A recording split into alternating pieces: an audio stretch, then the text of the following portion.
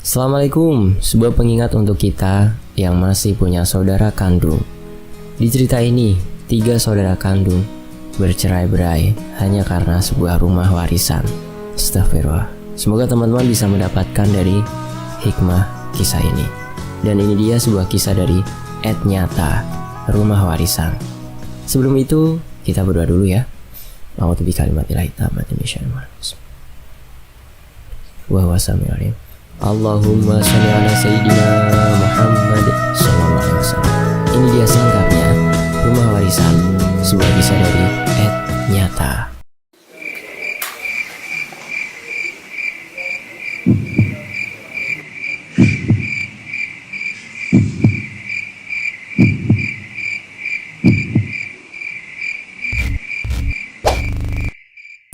Alkisah di tahun 80-an hidup seorang janda. Umurnya sudah menginjak usia 57 tahun. Dirinya memiliki 4 orang anak. Anak pertama bernama Rina, memiliki 1 orang anak. Sementara anak keduanya, Mukti, memiliki 6 orang anak. Dan Giman dengan 5 orang anak. 1 anak lainnya yang bernama Evi sudah berpulang terlebih dulu menghadap Sang Maha Pencipta. Suatu ketika, si wanita uzur tersebut mengumpulkan 3 anaknya untuk membagikan harta. Dengan harapan ketika dia telah tiada, ketiga anaknya tidak akan meributkan perihal hartanya yang melimpah tersebut, harta warisan. Singkat cerita, semua sudah dibagi rata dan hanya menyisakan rumah yang saat ini ditempati olehnya. Si wanita sebenarnya ingin memberikan rumah itu ke cucunya dari garis keturunan anaknya Giman. Hanya saja di bagian tanah kosong atau masih kepemilikan beliau tuh tanah kosongnya. Dan si anak kedua Mukti sudah membangun rumahnya. Tidak ada masalah bagi Mukti bila harus pergi dari sana. Mukti hanya meminta agar biaya yang sudah dikeluarkan olehnya diganti Giman. Jadi Mukti ini masih saudara kandungnya Giman ya. Namun saat itu karena Giman sudah memiliki rumah, dia enggan dan hanya meminta agar Mukti mengganti rumah itu dengan lahan warisan yang lain. Dan pastinya hal itu diiyakan oleh Mukti dengan segera. Semua clear dan ketiga anak tersebut membubuhkan tanda tangan di secari kertas sebagai perjanjian agar kelak tidak akan ada sengketa di kemudian hari. Hari berganti minggu, minggu pun berganti bulan, hingga tahun berlalu, semua terlihat aman, ketiganya akur dan tak sekalipun ada permasalahan perihal harta warisan. Dan di tahun ketiga ini, si wanita itu pun menghembuskan nafas terakhir dengan lega dan bahagia. Nenek yang berusia 57 tahun tersebut ya. Namun pasca berpulangnya beliau, perpecahan itu akhirnya muncul. Dimulai dari Giman yang meminta jatah bagian dari rumah itu. Dia selalu mengungkit bahwa rumah itu rencananya akan diberikan ke anaknya. Perkataan Giman memang benar, tapi Giman memotong bagian penting, yaitu saat nego dulu. Si ibu juga menyaksikan bahwa Gimanlah yang meminta agar rumah itu diganti oleh lahan sawah milik Mukti. Mukti tidak mau ambil pusing. Dia kembali memanggil adiknya. Singkat kisah, Mukti akhirnya mengalah sama si Giman. Dirinya memberikan lahan lain kepada adiknya itu, dan Giman kembali setuju. Tapi Giman ini tidak pernah puas. 10 tahun berselang, adik Mukti tersebut kembali mengungkit masalah itu, yang pastinya membuat Mukti naik darah. Mukti sudah enggan mengurus adiknya tersebut, malah keduanya hampir saling bunuh. Untungnya pada saat itu Dewi, istri dari Mukti, dapat menjadi penengah.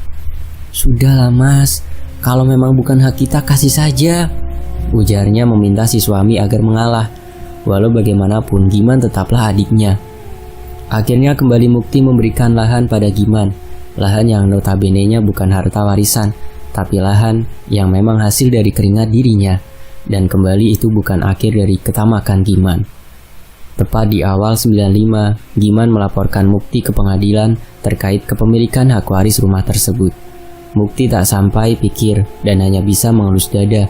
Namun kali ini dia sudah tidak mau lagi memberikan apa yang diminta Giman dan meladeni adiknya itu di meja pengadilan. Singkat cerita, dengan surat wasiat dan bukti tanda tangan yang dulu mereka lakukan, sudah pasti Mukti kuat secara hukum dan Giman menjadi pesakitan. Apalagi karena hal itu membuat ekonomi Giman semakin hancur. Wajar karena biaya untuk sewa pengacara sudah pasti menguras isi kantongnya. Hal itu juga yang membuat istrinya Sinta malah menjadi gila. karena mereka jatuh miskin. Kejadian itu bukannya menyadarkan Giman, tapi malah membuat dirinya semakin dendam kepada kakak kandungnya. Dan semenjak saat itulah, rumah itu kedatangan tamu tak diundang. Sosok mengerikan yang selalu mengganggu tidur nyenyak Mukti. "Kembalikan rumahku," ucap wanita tua berperawakan mirip ibu Mukti. Begitulah sosok itu selalu berkata di dalam mimpinya. Hari itu Mukti kedatangan tamu. Kakaknya, Mbak Rina, datang mengunjungi dirinya. Maksud dan tujuannya datang ke sana untuk meminta izin kepada Mukti agar diperkenankan tinggal di rumah itu. Mbak Rina memiliki suami seorang polisi berpangkat kopral, namun karena penyakit stroke yang diderita, Mas Nizar, suaminya Mbak Rina, terpaksa pensiun dini. Mbak Rina memiliki seorang anak wanita bernama Linda, yang merupakan cucu pertama almarhum ibu mereka. Di tahun itu Linda baru menyelesaikan sekolah tingkat SMA. Mbak Rina ingin sekali menguliahkan anaknya itu, tapi melihat kondisi ekonomi mereka yang hanya mengandalkan gaji pensiun si suami, tentu saja hal itu akan sulit terrealisasi. Untuk makan saja mungkin uang itu tidak mencukupi, apalagi untuk menguliahkan Linda. Mbak Rina pun memohon bantuan kepada adiknya Mukti agar bersedia menanggung biaya pendidikan Linda. Tidak ada masalah bagi Mukti, dengan senang hati dia membantu. Dirinya juga menganggap Linda tak ubah anak baginya. Namun awal kebaikan itu ternyata dibalas tuba oleh kakak kandungnya sendiri. Di akhir masa kuliah Linda, Mbak Rina malah meminta jatah warisan kembali. Dia menginginkan agar rumah itu dijual oleh Mukti dan membagikan hasil penjualan secara adil pada dirinya dan adik mereka Giman. Mukti meradang mendengar perkataan kakak kandungnya. Malam itu juga dia mengusir Mbak Rina dan keluarganya dari rumah tersebut. Tak ubahnya Giman, Mbak Rina juga seakan gelap mata dan melupakan segala pertolongan yang dilakukan Mukti kepada keluarganya. Namun beda hal dengan Giman yang menempuh jalur hukum. Mbak Rina lebih memilih cara gibah dengan mengatakan kepada keluarga mereka bahwasanya Mukti merupakan seorang tamak yang memakan seluruh warisan dari orang tua mereka. Pernah satu ketika Mukti dan istrinya datang pada acara pesta pernikahan sanak saudara. Kala itu Mbak Rina dan Giman tidak hadir. Cukup aneh, apalagi mengingat si penyelenggara masih termasuk saudara dekat. Mukti terlihat lelah hari itu, namun menjelang dirinya bersiap meninggalkan tempat acara, tanpa disengaja, dia bertemu dengan salah satu kerabat lama, sebut saja namanya Ponirin. Ponirin ini sendiri masih memiliki hubungan keluarga dengan Mukti, walau silsilahnya sudah sangat jauh.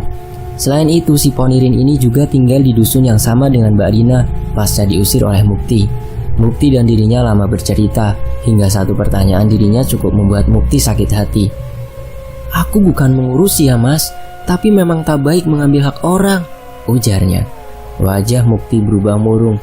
Dia sangat malu kala diceramain Ponirin waktu itu. Mukti tidak menanggapi perkataan Ponirin. Dia hanya tersenyum dan berlalu pergi, seolah tidak memperdulikan permasalahan itu. Namun jauh di luar itu semua, sejatinya saraf di kepala Mukti sudah sangat panas dan seperti akan meledak. Mukti tidak membalas perlakuan adiknya Giman yang melaporkannya. Begitu juga dengan fitnah yang disebarkan Mbak Rina ke sana keluarga mereka. Tak sekali pula dirinya mencoba melakukan pembelaan atau minimal menjelaskan perihal pembagian warisan tersebut. Selembar kertas dengan tulisan putus hubungan keluarga dengan Rina dan Giman terpajang jelas di dinding ruang kerjanya. Hanya itu satu-satunya hal yang dilakukan oleh Mukti. Dan semenjak saat itu, Mukti tidak mau berbicara pada kedua saudara kandungnya. Dan lebih parah lagi, keenam anaknya juga dilarang oleh dirinya untuk berinteraksi dengan keluarga Mbak Rina dan keluarga Giman. Sore itu Mukti berada di ruangan kerja. Wajahnya menengadah ke bawah dengan mata yang terpejam, seperti sedang merenung atau mungkin berdoa. Dewi, istrinya, mengintip sembunyi-sembunyi dari balik jendela ruangan itu. Dirinya seketika turut sedih melihat riak wajah pria yang dicintai tersebut. Sebenarnya ada niatan diri darinya untuk meminta agar rumah warisan ini dijual saja.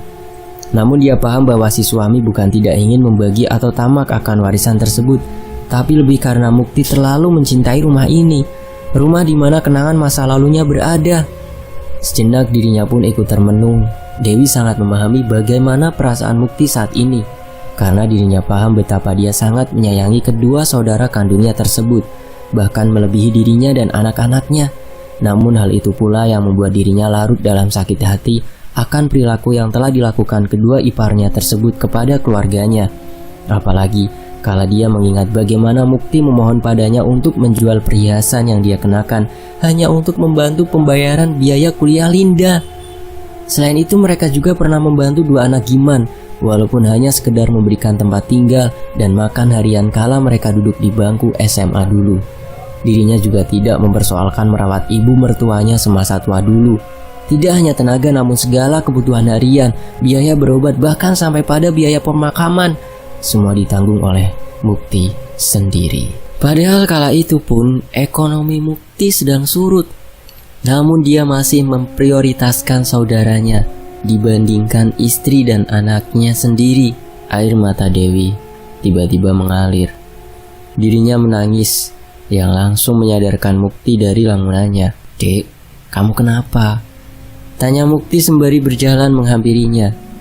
Dewi sudah terduduk. Dia menyeka air mata itu. Sigap Mukti memeluk dirinya. "Kamu kenapa?" tanyanya lagi. Tiga anak mereka yang kebetulan ada di rumah juga turut menghampiri keduanya. "Kita sudah sebegitu baiknya, tapi kenapa saudara ayah begitu jahat?" gumam Dewi berlinang air mata. Dewi tak habis pikir, kenapa dirinya yang disalahkan atas penyakit yang diderita istri Giman saat ini, yaitu terkena gangguan kejiwaan. Dewi yang mengirimkan santet ke dirinya. Ya, begitulah sanak keluarga mereka membicarakan dirinya saat ini. Kita bahas sedikit perihal Sinta ya.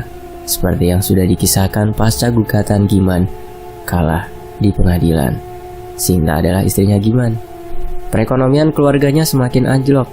Kabar yang terdengar banyak uang arisan keluarga yang dipegang oleh istrinya telah habis dipakai oleh Giman untuk mendanai gugatan tersebut. Singkat kisah, dirinya tidak mampu untuk mengembalikan uang arisan itu yang membuat dia menjadi bulan-bulanan keluarga. Ada yang bilang dirinya mengalami stres karena dikejar uang arisan tersebut. Ada juga yang berkata dirinya hanya berpura-pura gila untuk lari dari tanggung jawab. Tapi hal yang paling ekstrim ialah kabar yang mengatakan bahwa dirinya terkena santet, dan yang tak lain yang dikirim oleh iparnya, Dewi, istri Mukti, adalah Mbah Mauri, seorang dukun yang tinggal di kawasan Dusun Giman. Dari mulutnya lah hal itu pertama kali terucap. Sejatinya Mbah Mauri ini sendiri sebenarnya masih memiliki hubungan keluarga juga dari terah almarhum ayah Mukti. Bagi keluarga Mukti sebenarnya tidak mau lagi mengambil pusing.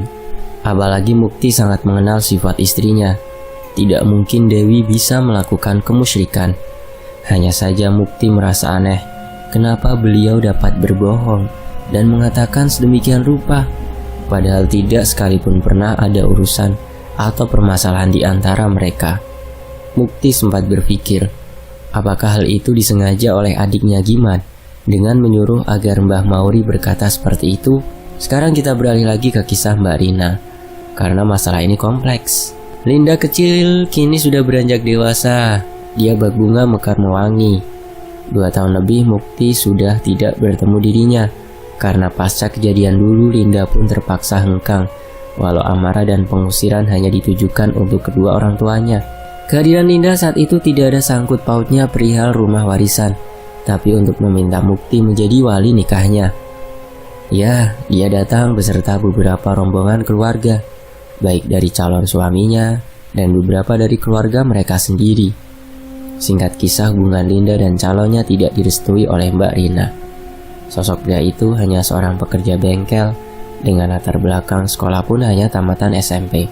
Jauh dari harapan Mbak Rina yang berharap Linda akan menikah dengan seorang yang kaya raya. Disinilah sifat asli Mukti terlihat. Walau mulutnya pedas dan seolah tidak lagi memperdulikan keluarga Mbak Rina dan Giman, malam itu dirinya memperlakukan Linda dengan sangat baik. Singkat kisah, Mukti pun akhirnya mau menjadi wali Linda, dan dia pun turut menambahi biaya pernikahan keponakannya tersebut. Lain halnya si Mbak Rina, hubungan dia dengan anak sematawayang pun kian kusut, dan ujung-ujungnya nama Muktilah yang kembali mencuat ke permukaan sebagai penyebab masalah keluarga antara dia dan anaknya. Mukti dianggap sengaja membantu Linda menikah dengan sosok tersebut karena ingin melihat keponakannya itu hidup susah. Seharusnya kalau dia sayang dengan anaknya, dia nggak akan restui Linda nikah sama pria itu.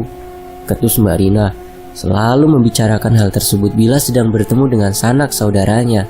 Sebenarnya masih banyak perlakuan tak terpuji yang ingin dituliskan, tapi kita skip sampai di sini ya. Dan singkat cerita, sudah 3 tahun berlalu dari kejadian tersebut. Tidak ada lagi gugatan. Keluarga Mukti juga tidak pernah lagi berinteraksi dengan keduanya. Kali terakhir hanya kala Linda meminta bantuan yang membuat Mukti jera dan benar-benar enggan untuk ikut campur urusan kakak dan adik kandungnya tersebut. Subuh itu, Dewi bangun seperti biasa. Ditiliknya ke arah jam. Sudah jam 5 lewat. Gumamnya sendiri. Bergegas dia beranjak untuk memulai rutinitas harian selayaknya ibu rumah tangga pada umumnya. Tok tok tok. Kak Eni. Suaranya gemulai memanggil anak nomor 5-nya. Ayo bangun sekolah, ucapnya kembali. Iya ma, udah bangun, jawab Eni dari dalam kamarnya. Tak lama berselang dirinya kembali menghampiri salah satu kamar lainnya. Si bungsu Alfa masih tertidur pulas. Kembali suaranya sayu mengucap perkataan sama. Bang, bangun, ayo sekolah, katanya kepada anak bungsunya yang kala itu sudah duduk di bangku 3 SMP. Saat itu tahun 98, keadaan rumah makin terasa sepi, hanya menyisakan Mukti, dirinya, dan anak nomor 5 Eni dan si bungsu Alfa. Untuk anak pertamanya saat ini sudah bekerja di ibu kota dan juga telah membina rumah tangga. Begitu juga dengan anak keduanya Lena. Dirinya telah menikah dan menetap bersama suaminya. Sementara untuk putra ketiga dan keempat, kini telah bekerja dan lagi-lagi mereka berada di ibu kota. Tinggallah Eni yang tahun ini juga berencana untuk melanjutkan kuliahnya di Jakarta. Dia hanya menunggu waktu karena saat ini dirinya sudah berada di kelas 3 SMA. Mungkin pasca lulusan hanya Mukti, aku dan si bungsu yang tinggal di sini, pikir Dewi sedih. Usai membangunkan kedua anaknya itu, dia kemudian memasuki ruang kerjanya. Dikeluarkannya beberapa bungkus hitam dari dalam kulkas. Tampak tangannya yang mulai keriput, memotongi sayur-sayuran guna membuatkan sarapan bagi suami dan anaknya itu. Tangannya sekatan bekerja, hingga centong yang digenggamnya terhenti. Dia merasakan sesuatu yang berat dari dalam kukusan tempat dia memasak. Dewi terheran kala melihat ada gumpalan daging yang masih berambut dari dalam sana. Apa ini? Tanyanya kebingungan. Coba diangkatnya daging itu, matanya terbelalak. Rasa mual seketika menyerang perutnya kala centong itu mengangkat anak kucing dari dalam sana. Weh, muntahnya berhamburan. Mas, tolong! Teriak dirinya kencang memanggil Mukti. Terdengar suara langkah berjalan ke arah dirinya. Tampak pantulan bayangan di lantai. Mas, buruan! Ucapnya kembali. Namun pasca sosok yang menghampirinya tersebut mendekat, Dewi malah semakin histeris. Ah! Jeritnya menggelegar di dalam rumah itu. Dia sangat panik sampai menabrak kompor berisikan gulai panas tadi. Kukusan itu terjatuh mengenai bagian paha. Seketika dirinya ambruk pingsan di ruang dapur di pagi hari itu. Dewi terbangun di atas ranjang tidurnya. Di sebelah dirinya tampak anaknya Eni yang memijati kepalanya sedari tadi. Mama sudah bangun, ucap Eni dengan mata berkaca. Tak lama kemudian si bungsu Alfa dan Mukti hadir juga ke dalam kamar itu. Kamu kenapa, Dek? Tanya Mukti padanya. Dewi masih enggan berkata apa-apa karena khawatir membuat takut kedua anaknya. Namun riak wajah Dewi tak dapat disembunyikan. Dia masih terlihat bagai seorang yang ketakutan. Tak lama berselang, Mukti berinisiatif membawa istrinya pergi ke rumah sakit untuk mengobati paha Dewi yang sedikit melepuh terkena gulai yang tadi dimasak oleh dirinya. Kedua anak mereka tak ikut andil dalam mengantar Dewi. Mereka diminta Mukti untuk tinggal saja di rumah. Selang di perjalanan inilah Dewi baru menceritakan apa yang terjadi padanya. Namun aneh, Mukti tak merasa aneh. Wajahnya malah langsung memerah seperti orang yang sedang marah. Kelakuan mereka sudah gak bisa ditolerir lagi, ucap dirinya seketika yang membuat Dewi bingung. Apa yang terjadi dengan Dewi? Sebenarnya sudah berapa minggu ini dialami oleh Mukti. Dirinya acap kali disatroni makhluk tak kasat mata. Tapi sama seperti Dewi, Mukti tidak pernah menceritakan kejadian itu kepada istrinya, karena dia menganggap mungkin kejadian yang dialami buah dari rasa ibanya yang besar kepada saudaranya itu. Tapi beda dengan hari ini. Untuk kali pertama dia berinisiatif untuk menanyakan hal itu ke orang pintar, guna memastikan dugaan bahwa seorang memang sedang mengganggu kehidupan keluarganya secara gaib. Singkat kisah, usai mengantarkan Dewi berobat, dirinya pergi menemui seorang yang diyakini mengerti akan kejadian tersebut. Ambil segenggam tanah dari makam ibumu. Begitulah pesan orang pintar itu padanya.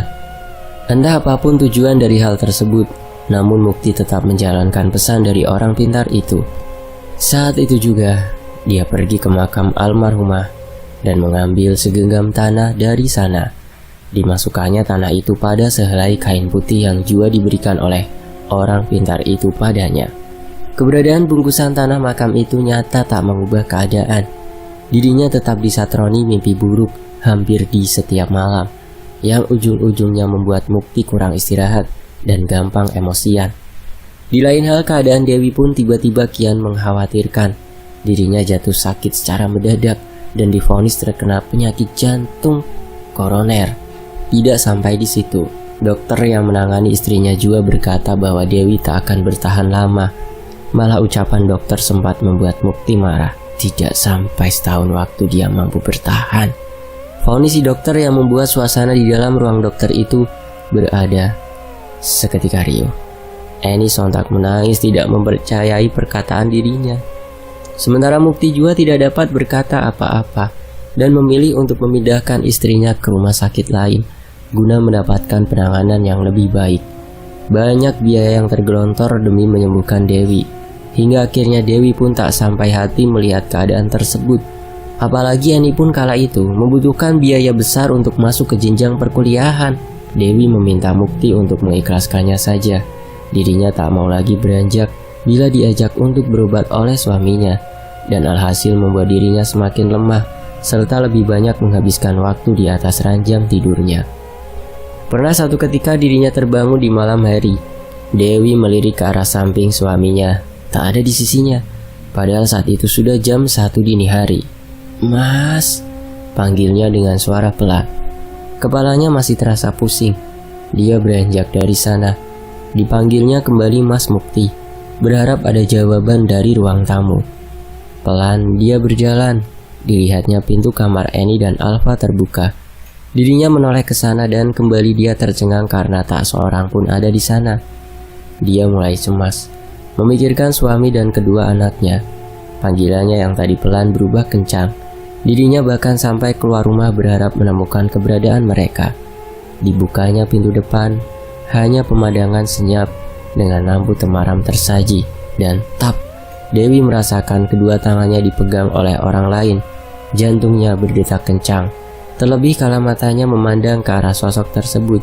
Bukan kedua anaknya, bukan pula Mukti suaminya. Dua sosok kuntilanak berwajah sangat mengerikan berada di samping kanan dan kirinya. Kuntilanak itu mencengkram erat tangan Dewi, yang membuat Dewi meronta sejadinya. Seketika juga keadaan berubah, tidak lagi seperti keadaan rumah yang tersaji di kedua kelopak matanya. Semuanya menghitam. Dewi kini berada di tepi jurang. "Jangan, tolong!" teriak dirinya semakin histeris, sembari berusaha melepaskan cengkraman kuntilanak yang seperti ingin melemparkan dirinya masuk ke dalam jurang tersebut. Semilir angin berhembus kencang seiring dengan derasnya air yang jatuh membasahi bumi. Gemuruh amukan guntur membawa pancaran silau, memicingkan mata bagi mereka yang menoleh. "Astagfirullah," ucap Mukti sembari menutup jendela ruang inap kala itu. Dirinya tersadar dari lamunan ketika sekelebat kilat seperti melesat tepat ke wajahnya. Mukti kembali duduk tepat di samping istrinya Dewi yang sudah 3 hari ini tak sadarkan diri. Digenggamnya jemari tangan Dewi sebelum dia mengecup lembut tangan itu. "Cepat sembuh ya sayang," katanya lirih sembari menyeka air mata di wajahnya. Tok tok tok tok. "Pak Le," ucap seseorang dari luar pintu yang membuat Mukti gelagapan. Dia sontak melepas genggaman tangan dan langsung menyapu air mata di wajah. "Masuk," ucap Mukti. Pintu ruangan terbuka. Tampak Linda dan suaminya datang menjenguk di malam hari itu.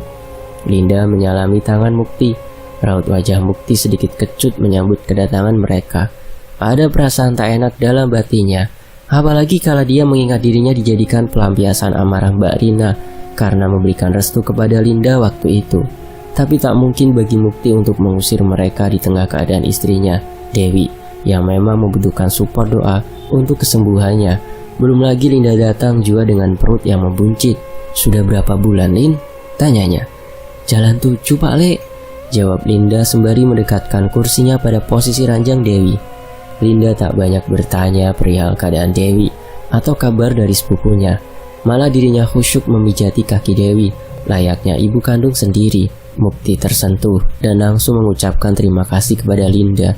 Dia juga malah bercerita panjang kali lebar mengenai semua peristiwa yang terjadi, dari pertengkarannya dengan Mbak Rina, ibu kandung Linda, dan Giman, Pak Le-nya juga, hingga kejadian yang membuat Dewi tak sadarkan diri sampai sekarang. "Aku takut," ucapnya kepada si bungsu Alfa. Wajah ini terlihat pucat. Dirinya meringkuk sembari menyelimuti dirinya yang membuat Alfa semakin bertanya-tanya. Apa yang terjadi dengan kakaknya tersebut? Alfa coba beranjak dari kamar, mengecek apa yang ada di luar sana, hingga membuat Annie begitu ketakutan. Namun baru juga dirinya membuka pintu kamar itu, Annie berteriak, "Jangan Dek, jangan keluar. Kita di kamar saja. Kakak numpang tidur di sini malam ini ya." Pintanya memelas. Raut wajah Alfa mengkerut. "Enggak, kalau kakak nggak cerita aku nggak mau kakak tidur di sini," jawab Alfa ketus.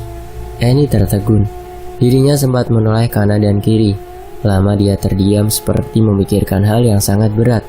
Bibirnya tampak gemetar kala ingin memulai berbicara. Azan Isya berkumandang. Annie berniat untuk berwudu guna menunaikan sholat. Namun kala dirinya masuk ke kamar mandi dan membilas wajah, dari pantulan kaca, Annie melihat sosok Mbah dengan perawakan sangat mengerikan ada di belakangnya. Annie ketakutan. Tubuhnya gemetar, bahkan dia tidak dapat menggerakkan kakinya untuk keluar dari sana. Dirinya pun semakin panik kala Mbah mencekik dirinya dengan sangat kuat. Sekuat tenaga dia berteriak, bahkan urat di lehernya tampak dengan jelas.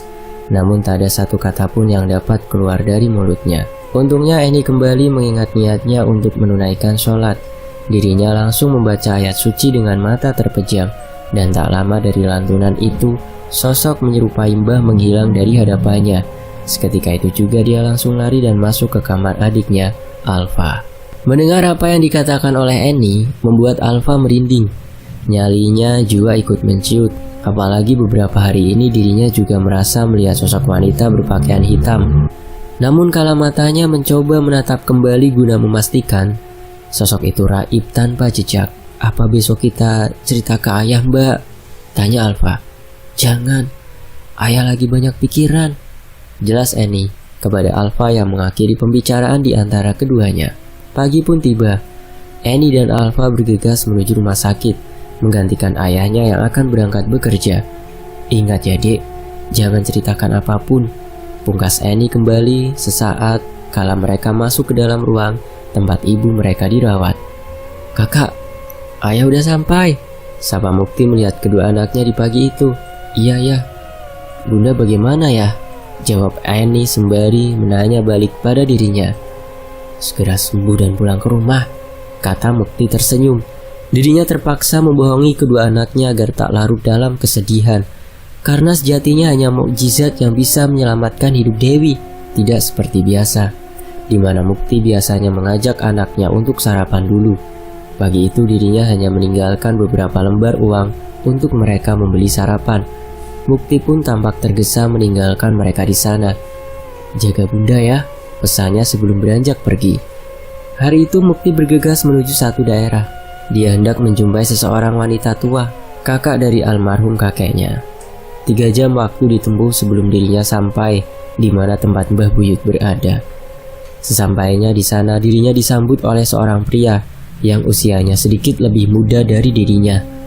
Pria itu bernama Kasim, adik tiri dari Mukti. Jadi sedikit kisah, almarhum ayah Mukti memiliki 2 istri. Istri pertama merupakan ibu dari Mukti yang dikaruniai 4 orang anak.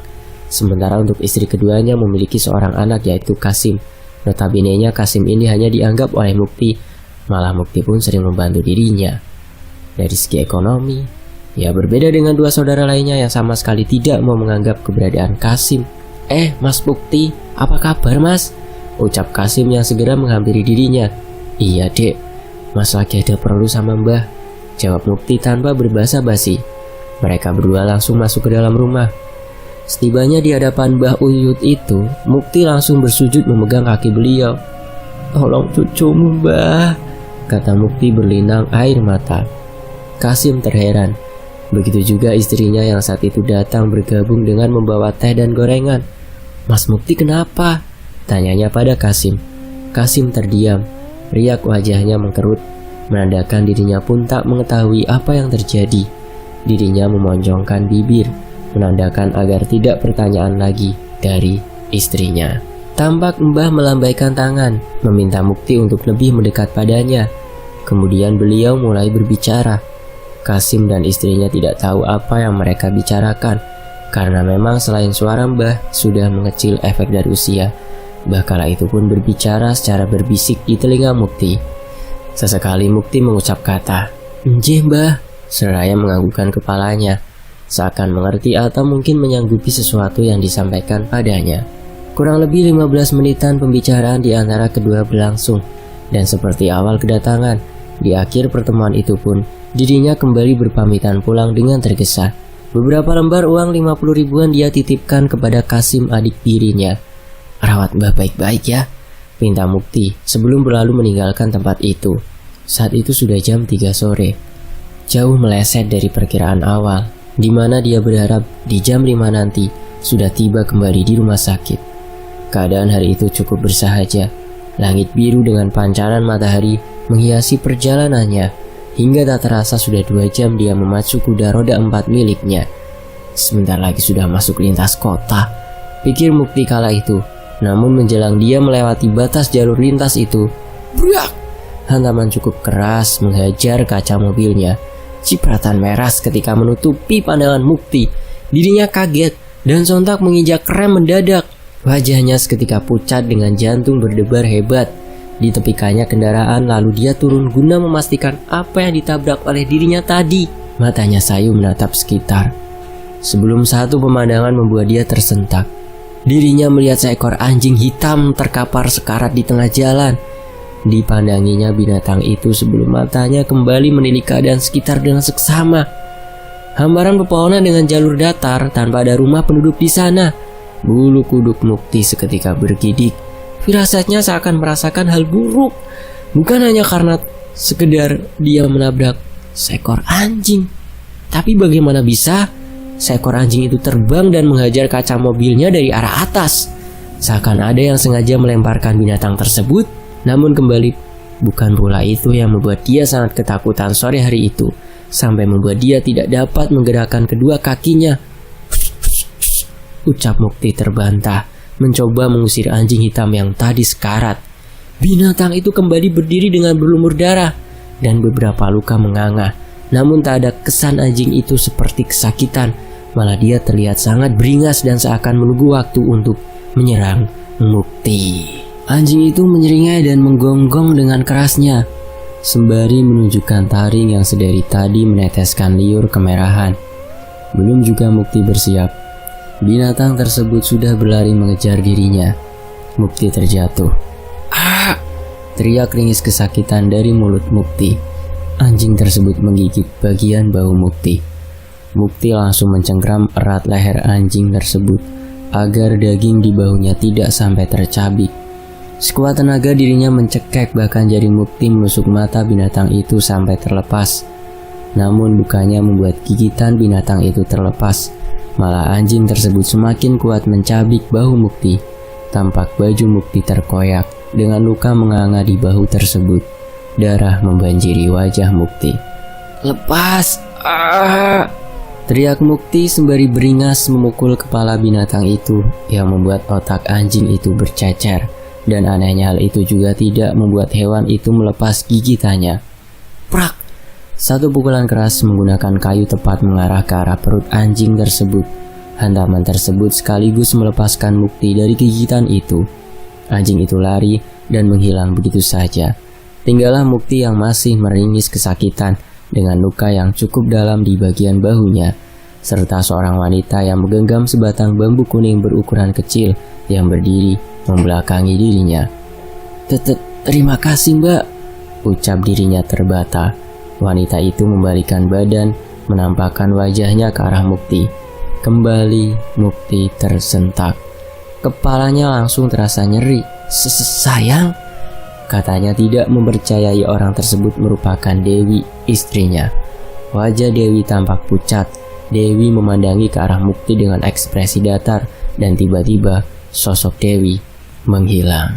Sementara itu di sisi lain, di rumah sakit. Mbak, ayah kok belum pulang? Gerutu Alfa kepada kakaknya. Dahi Eni mengkerut. Bingung harus menjawab apa. Diliriknya jam. Ada rasa was-was dalam hatinya. Sudah jam 11 tapi ayah belum juga kembali. Begitulah hatinya bertanya. Sama dengan apa yang ditanya oleh adiknya. Mungkin papa kerja dulu dek. Sabar ya. Hari ini kita yang rawat bunda. Ucapnya coba menenangkan suasana. Mereka tidak mengetahui bahwa ayah mereka saat ini juga sedang dirawat di rumah sakit akibat tragedi mengerikan yang tadi terjadi. Hanya saja, beberapa orang yang saat itu menyaksikan apa yang terjadi dan orang yang juga mengantarkan Mukti ke rumah sakit merasa ngeri dan sebenarnya enggan untuk membantu Mukti. Siang itu Mukti sejatinya tidak sendiri melintasi jalur tersebut. Sebenarnya ada beberapa pengendara lain yang ada di sana. Tapi entah kenapa Mukti tidak dapat melihat keberadaan mereka. Dan kejadian horor yang menimpa Mukti tidak pula dilihat oleh para pengemudi yang lain saat itu melintas di sana. Di hadapan mereka hanya tersaji pemandangan seseorang yang mungkin gila, Mukti itu, yang sedang meronta dan mencabik dirinya sendiri di tengah jalan. Singkat kisah, 2 hari lamanya Mukti tak sadarkan diri. Sesaat setelah sadar, dia langsung beranjak dari kasur rumah sakit dan hendak pergi dari sana. Tapi langkah Mukti dihentikan oleh suster yang berjaga, karena memang Mukti pun masih dalam kondisi yang sangat lemah. Sementara di rumah sakit seluruh anak Mukti sudah berkumpul. Hari itu Dewi kritis dan mungkin merupakan hari akhir dari hidupnya. Riak wajah mereka terlihat sedih. Terlebih kedua anak wanita Dewi yang tak kunjung berhenti merintihkan air mata. Hari itu juga anak pertama Mukti membuat laporan ke polisi, karena hingga saat itu tidak ada seorang pun yang tahu akan keberadaannya. Dan di saat yang sangat menyedihkan itu, surat panggilan kembali menyambangi Mukti, masih dengan perkara yang sama, yaitu hak waris akan rumah tersebut. Hanya saja Mbak Rina kini yang menjadi pelapor. Berdua dia bersama Giman mengajukan tuntutan untuk kedua kalinya. Sore menjelang malam, keadaan kian rumit bagi keluarga Dewi. Mukti tak juga didapati kabarnya, sementara Dewi yang sedang dalam keadaan kritis. Riuh kesedihan semakin kencang menggema di lorong rumah sakit, membuat beberapa orang pria yang kala itu berada di sana menemani istrinya yang sakit merasa keheranan dan kemungkinan sedikit terganggu dengan keberadaan mereka. Pria itu keluar dari kamar yang dinaunginya melihat apa yang sebenarnya terjadi. Dia berpura-pura berjalan menghampiri keberadaan mereka sembari sesekali mencuri pandang akan sosok yang terkapar sakit di atas ranjang yang mereka tangisi. Mbak Dewi, ucapnya sembari menatap dengan mata melotot. Dia tidak sedikit syok melihat mantan iparnya dan beberapa orang yang menangis di sana adalah keponakan dirinya. Sosok pria itu bernama Rizal Wamanto, mantan suami dari adik bungsu Mukti yang telah tiada. Dulu sosok Rizal sangat akrab dengan Mukti, karena si bungsu memang sangat dekat dan manja kepada dirinya. Terlebih kala ayah mereka sudah berpulang. Muktilah yang menyekolahkan almarhum istrinya dulu, bahkan menjadi wali pernikahan mereka. Namun pasca istrinya meninggal, Rizal yang berprofesi sebagai TNI juga mendapatkan perpindahan dinas. Dan beberapa tahun kemudian dia memutuskan untuk kembali menikah. Semenjak kala itu pula dirinya lost kontak dengan keluarga almarhum dari istri terdahulu. Rizal sendiri hanya pernah bertemu dengan Bindra dan Nikta, anak pertama dan kedua Mukti. Itu pun sudah sangat lama, kala keduanya masih di bawah usia 9 tahun. Dan kini sudah berpuluh tahun berlalu yang membuat dia tidak mengenali wajah mereka kala itu. Selain itu Rizal juga tidak ingin terlalu banyak bertanya, karena memang kondisi yang tak memungkinkan. Selain dia juga harus merawat istrinya. Tidak adanya Mukti dan Bindra sudah pasti membuat dirinya canggung. Tak lama dia di sana, setelah memberikan doa dan tutur sapa kepada keponakannya itu, dia kembali masuk ke dalam ruang tempat di mana istrinya dirawat. Kala itu dirinya tidak memperkenalkan diri, yang membuat tidak ada seorang pun dari anak Mukti yang ingat padanya. Bahkan Nikta pun tidak lagi mengenali wajah pamannya tersebut. Rizal duduk di sofa ruangan. Dilihat istrinya masih tidur dengan pulas di ranjang rawat. Dia tersenyum. Sedikit bernostalgia mengingat kala dulu dirinya menemani hari terakhir almarhumah sang istri. Hatinya kembali gundah. Dia merasa bersalah karena sudah lama tidak bersilaturahmi ke sanak saudara almarhumah istrinya. "Apa kabarmu, Mas Mukti?" tanyanya sendiri, sembari beranjak kembali keluar menuju ke tempat Dewi dirawat. "Tok tok, permisi," ucap Rizal sembari membuka perlahan pintu itu. "Iya, masuk Pak," jawab Nikta mempersilahkan dirinya masuk. Berbeda dengan pertama kali tadi, dia masuk. Kali ini dia langsung memperkenalkan diri. "Nikta ya? Masih ingat dengan Om gak?" katanya, yang membuat kelima anak Mukti yang pada saat itu ada di sana langsung menoleh ke arah Rizal. Nikta terdiam. Dia sudah tidak lagi mengingat sosok Rizal. "Ini Om, suaminya tante kamu," jawabnya yang langsung mengingatkan Nikta. Singkat kisah, banyak informasi yang didapatkan oleh Rizal dari keponakannya tersebut. Bahkan dari mulut Nikta juga Rizal mengetahui masalah besar yang terjadi di keluarga Mukti. Namun Rizal hanya memposisikan dirinya sebagai pendengar saja.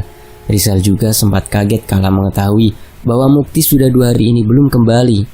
Lama dia berbincang, malah Bindra pun yang tadi pergi guna mencari ayahnya juga telah kembali dan bertemu dengan omnya tersebut, dan membuat waktu berputar dengan cepat. Hingga satu panggilan dari suster yang tiba-tiba masuk ke dalam ruangan itu memaksa Rizal harus kembali ke ruang istrinya dirawat. Namun dari pertemuan itu juga yang mungkin membawa penyelesaian pada masalah kesehatan Dewi. Keesokan harinya sekitar jam 1 siang, Rizal kembali menjenguk Dewi. Dirinya membawakan buah dan makanan yang cukup banyak, karena memang dia berniat untuk membagikan kepada keponakannya kala itu. Tapi hal yang menarik ialah dia tidak datang sendiri. Ada seorang pria lain yang diajak olehnya. "Maaf, Om tidak bermaksud lancang. Tapi kalau memang benar apa yang kalian ceritakan, mungkin teman Om bisa membantu," ucapnya sembari memperkenalkan sosok yang ikut bersama dirinya. Pria itu bernama Ismail, salah satu anggota TNI yang memiliki ilmu kebatinan. Beliau merupakan bawahan dari Rizal. Rizal sengaja menyuruh dia untuk datang ke rumah sakit tersebut untuk mengecek perihal masalah gaib. "Jika apa yang kalian katakan benar, mungkin Mas Ismail bisa menolong Mbak Dewi," jelas Rizal kepada mereka semua. Tanpa menunggu kata iya dari kelima anak Mukti, Ismail langsung berjalan mendekati Dewi. "Izin ya Mas, Mbak," ucapnya sembari tersenyum. Ismail sebenarnya sudah gatal karena dari tadi dia ingin memukul sosok pocong hitam yang berdiri di atas dada Dewi. Tangannya mengepal, dia menutup mata. Terlihat bibirnya seperti menuturkan ayat atau mantra. Tak lama berselang Ismail membuka matanya. Tangannya melayang tepat di atas tubuh Dewi seperti hendak memukul sesuatu. Dan kala tangan itu berayun, terdengar suara hentakan nafas Dewi yang terdengar seperti seseorang yang sedang kaget. Sosok pocong hitam itu sudah menghilang dari hadapan Ismail. Namun Dewi tak serta-merta sadar dari komanya.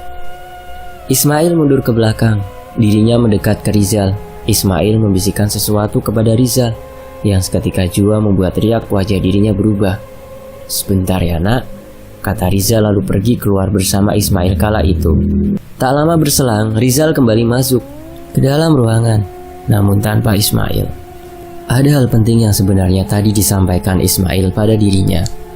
Hanya saja kembali Rizal merasa belum memiliki kapasitas berbicara lebih, karena dia pun tidak sejatinya memiliki bakat spiritual. Rizal hanya berpesan semua akan segera membaik. Di hari itu juga, tepatnya menjelang sore, ada seorang pria lain yang datang menjumpai kumpulan keluarga Mukti di sana.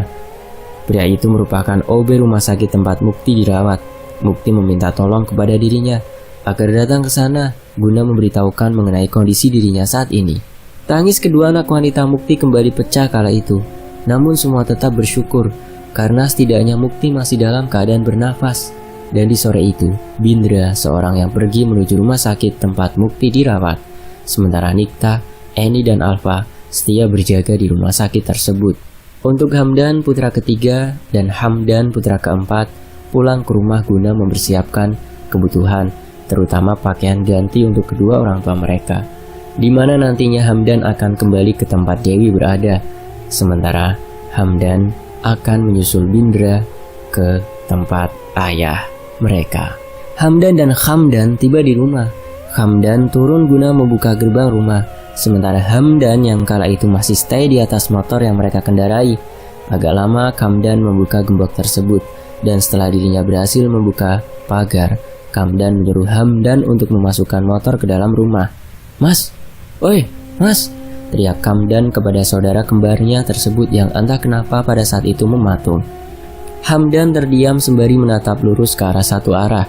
Riak wajahnya memucat, dahinya berkeringat. "Mas!" teriak Hamdan kembali sembari menepuk bahu Hamdan. "Ah!" teriak Hamdan menggema, nafasnya terdengar kasar. "Kamu kenapa, Mas?" tanya Hamdan kembali. Hamdan tersadar, dirinya terasa lemas, bulu halus di tubuhnya masih berdiri, dirinya merinding hebat.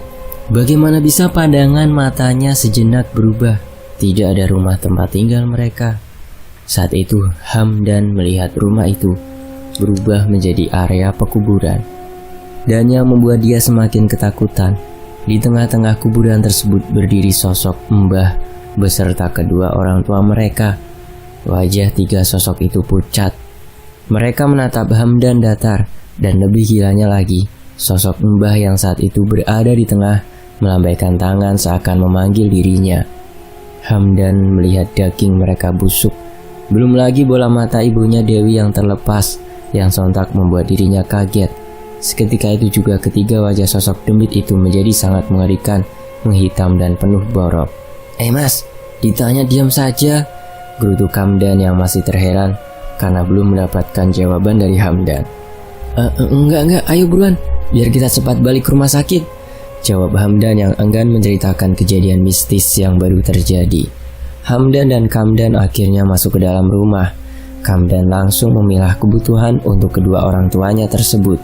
Namun beda halnya dengan Hamdan, dia hanya mengekor saudara kembarnya tersebut, yang membuat Hamdan sedikit jengkel kepadanya.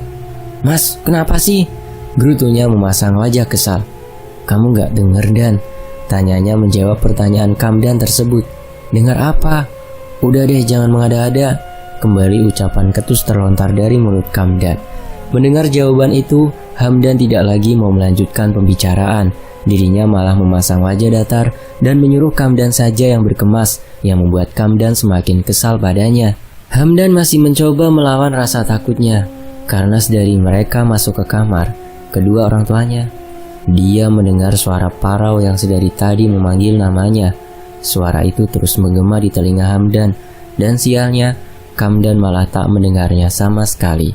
Hamdan masih khusyuk memilah baju untuk beberapa hari ke depan, sementara Hamdan yang berjarak hanya beberapa langkah dari adik kembarnya itu hanya mematung memandang arah pintu. Dirinya ingin sekali untuk beranjak melihat siapa yang memanggilnya. Dia meyakini sosok itu berdiri di samping pintu kamar tersebut, dan benar saja, mata Hamdan terbelalak. Dia berteriak kencang ketika seuntai tangan keriput terlihat merayap di sisi kusen pintu itu. Kam, lihat, ucapnya terbata, namun tidak ada balasan dari Hamdan. Sekalipun Hamdan sudah keras berbicara, Hamdan menoleh ke arah Hamdan berada, sama seperti dirinya. Hamdan pun ternyata sudah mematung dengan kaki yang gemetar. Terlihat rambut panjang menjuntai dari atas kepala dan menutupi wajah Hamdan. Hamdan menoleh ke sumber rambut itu. Didapatinya sosok almarhumah Mbah mereka berdiri dengan kaki menapak ke langit-langit kamar. Sosok Mbah tersenyum tipis, yang membuat gigi hitam busuk tampak dari dalam mulutnya. Dirinya menyeringai, semakin membuat wajah Hamdan memucat. "Kembalikan rumahku," ucap sosok menyerupai Mbah berkata ketus kepada mereka. Hamdan segera menarik tangan Hamdan. Berdua mereka lari menuju luar rumah. Tidak mereka hiraukan lagi niat awal tujuan pulang ke sana. Namun langkah mereka seketika terhenti kala pintu depan rumah telah dihadang oleh sosok pocong berwajah hitam pekat seperti gosong dengan tinggi mungkin sampai 3 meter.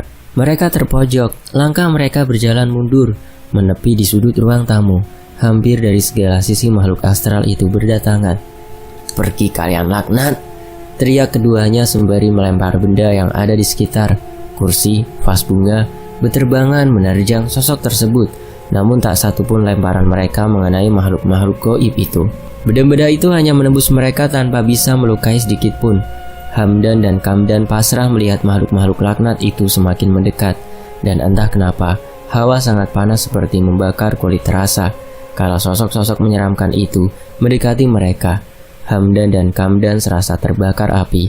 Keduanya terkapar, meronta di lantai. Hamdan juga mendapati sosok pocong itu kini menindih tubuh Kamdan. Dia berdiri di atas perut Kamdan yang membuat saudara kembarnya itu memuntahkan darah segar dari mulutnya. Namun tak ada yang bisa Hamdan lakukan, karena dia pun masih tersiksa dengan rasa panas dari dalam tubuhnya. Keduanya mengerang kesakitan, berteriak sejadinya. Prak! Suara hantaman keras terdengar. Pintu rumah mereka dijebol. Bindra datang di saat yang tepat. "Astagfirullah!" ucap salah seorang pria lain yang saat itu datang bersama dirinya. Pria itu merupakan seorang paranormal bernama Manti yang dimintai tolong oleh Ismail untuk membantu dirinya menyelamatkan keluarga Mukti. Jadi sesaat kala Kamdan dan Hamdan pergi, Bindra yang rencana akan menuju ke tempat ayahnya dirawat membatalkan niatan tersebut. Saat itu dia dipanggil oleh pamannya Rizal. Pamannya menyampaikan apa yang tadi dikatakan oleh Ismail kepadanya, bahwa ada media yang harus disingkirkan dari dalam rumah itu. Singkat kisah, Rizal mengantarkan dirinya ke tempat Ismail, dan di sana mereka langsung menyambangi rumah Pak Manti, orang yang direkomendasikan oleh Ismail untuk melakukan pembersihan. Awalnya Ismail berencana untuk melakukan hal itu di esok hari, namun mendengar bahwa ada orang yang hari ini pergi ke rumah tersebut, membuat mereka harus bergerak cepat, karena salah bertindak dengan media kiriman tersebut, maka nyawa akan melayang. Untungnya mereka masih memiliki sedikit waktu, sekalipun bingkisan hitam berisikan tanah kuburan dan gumpalan rambut yang tadi diketemukan Kamdan telah dibuka. Dan Kamdan juga telah memegang serta membaca secarik lipatan kertas yang merupakan inti dari santet tersebut. Santet itu sebenarnya tidak pada tingkatan yang tinggi, namun apa boleh dibuat, karena Kamdan sudah membukanya terpaksa, Pak Manti mengembalikan kiriman itu kepada si empunya. Awalnya mereka tidak ingin membalas dan hanya ingin menetralisir santet tersebut. Namun kini hal itu sudah tak mungkin dapat dilakukan. Beberapa bacaan mantra yang dilakukannya berhasil mengusir demit tersebut. Hamdan membaik, namun Kamdan terlihat lemas. Wajar mengingat banyak darah keluar dari tubuhnya. Tanpa berbasa-basi, mereka menuju ke dalam kamar. Bungkusan itu masih ada di sana. Pak Manti meraih kantung hitam tersebut. Kembali dia membacakan beberapa mantra. Tampak asap menggumpal, seolah kantung hitam itu terbakar. Usai melakukan hal itu, dirinya menatap Bindra. "Bakar segera!" perintahnya dengan suara tegas. Bindra meraih bungkusan tersebut dan membawanya ke halaman depan. Segera dia mengambil beberapa ranting kering dan kertas pula. Namun kala dia ingin membakar bungkusan itu, tepat di hadapan Bindra, ibunya Dewi berdiri dengan pakaian putih lesu.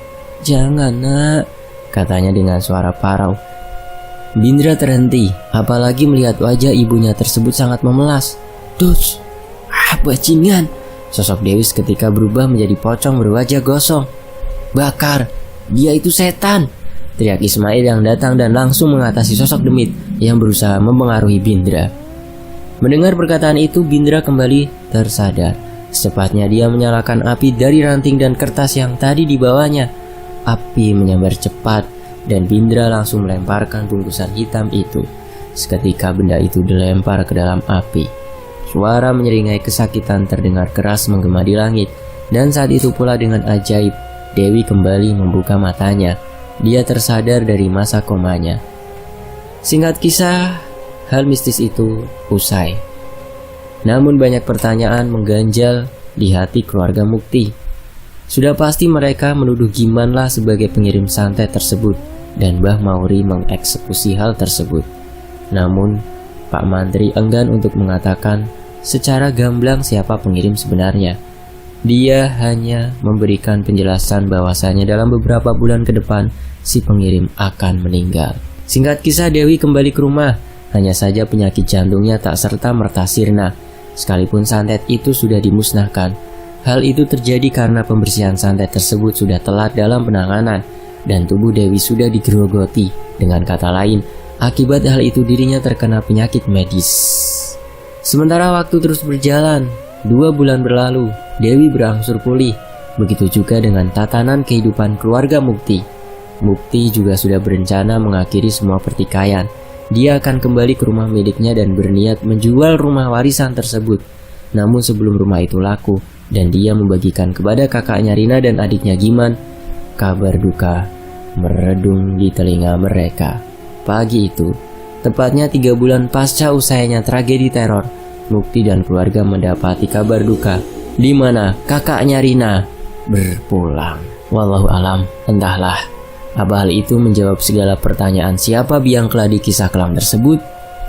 Namun bila mereka menilik kembali, memang Mbak Rina yang memiliki kans atau peluang untuk masuk dan meletakkan benda itu, karena dia lama menatap di sana dan juga memiliki kunci duplikat yang dulu dibuatkan Mukti untuknya. Dan bila benar Mbak Rina lah pelakunya, maka si pengeksekusi kiriman tersebut tak lain adalah Mbah Buyut mereka sendiri. Begitulah pikiran Guru kembali merasuki Mukti. Ada beberapa hal yang membuat Mukti dapat berkata demikian. Namun kembali lagi, seperti awal, keinginan Mukti untuk hidup dengan damai. Dirinya enggan untuk membahas dan menceritakan lebih lanjut tentang apa yang terjadi pada dirinya kala itu dan kenapa dia bisa menyimpulkan hal tersebut. Dan selang 8 bulan dari kejadian, rumah tersebut akhirnya laku terjual. Sesuai dengan janji awal, Mukti membagi hasil penjualan rumah itu kepada Giman dan ahli waris Mbak Rina, yaitu anak sematawayangnya, Linda. Usai semua segala pertengkaran di keluarga tersebut dan cerita pun tamat. Sebenarnya banyak sekali kisah keluarga Mukti yang menghiasi cerita penulis di akun ini. Namun sengaja penulis bedakan nama, tempat, dan lain-lain. Kalau sudah tepat waktu, mungkin semua cerita akan direvisi ulang, menyesuaikan seluruh rentet hal mistis yang menaungi keluarga ini, keluarga dari Pak Mukti. Terima kasih teman-teman sudah menyimak sejauh ini. Fakta sejarah pamit. Wassalamualaikum warahmatullahi wabarakatuh. Sampai jumpa di kisah lainnya. Terima kasih untuk akun Twitter @nyata. Teman-teman juga bisa mampir ya, masih sama dengan cerita santet. Itu di layar akhir ada santet Sangger Nyowo, sebuah kisah berdasarkan kisah nyata dari Mas Wira. Mampir ya, tinggal disentuh saja di layar akhir, nanti otomatis menuju channel cadangan admin tersebut.